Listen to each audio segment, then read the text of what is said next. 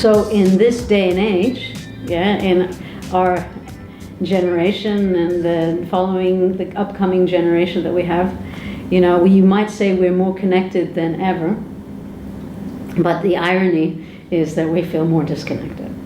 You know, I have people coming into my workshops now who feel, you know, isolated, feel alienated, who feel lonely, who feel in separation. And it's really painful to see, because actually, you know, they don't know what to do about it. They don't even know how they got there. I also get a lot of parents saying, I don't even know how to reach my teenage kid because all he or she wants to do is, you know, this, you know, or this, you know. Not making it wrong, but this disconnection leads us to all sorts of you know, symptoms, where we start to feel anxious or fearful, can't even go out and socialize in real world because we've forgotten how to do it naturally. You know, we become so dependent in creating a perfect image in the sort of virtual world. And then it creates a whole another set of pain within us because it's not real. We realize we've given a sort of facade.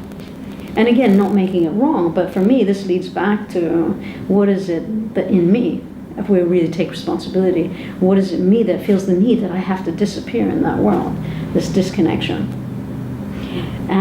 But the good news is, of course, when we move towards connection, when we're willing to move towards facing, even if I take a day out and say, okay, I'm not going to go on a device, I'm just going to be with myself or be with someone I love and meet myself, it can change something. Now, some people are so lost in this, in how to actually do it, yeah, that this is where the work begins for me, where they come into the workshop and they say, okay, please, I'm ready to meet myself, I'm ready to connect with myself, to connect with others, and to connect with life around me, because I feel so disconnected. So, in many ways, you could say, you know, whenever you're ready, we're here, you know?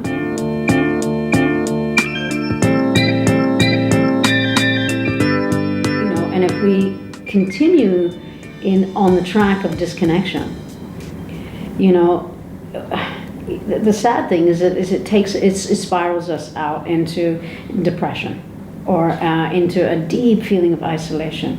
And you know, in order to face that, or let's say not deal with that, we put on masks. And we give the world the same impression we're giving the world up there on social media, we give it in here. For many of us aren't even willing to really show ourselves, because to really show myself is scary. Am I really willing to open up and share with you? And the irony is, we want connection. And many of us will say, the moment I ask in a workshop, do you want authentic connection? People say, yes, I want it. I want you to be straight with me and I want to be straight with you. But not easy. How to do that? Because we're so scared of losing connection. If I'm really open up and I'm honest with you, will you still be there? The fear is loss of connection. But we set our whole lives up to work around that, yeah, and instead of being direct and honest with each other. Some people are very good at being direct and honest.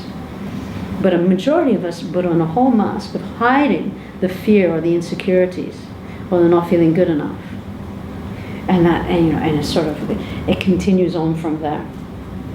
But there's so much in there, when the moment we can be willing to sort of look at the fact that I have a mask, you know, and that this is not the truth of who I am, that this is an identity, this is what I put out to the world, yeah, and then we can start to work with it.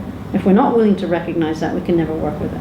And if we're not willing to face it, then it can spiral out of control. In my opinion, you go into depression, you go into feeling, you know, all sorts of negative self-beliefs about yourself, because it's not the truth of who you are, what we put out to the image, how we hold ourselves, yeah, up to people.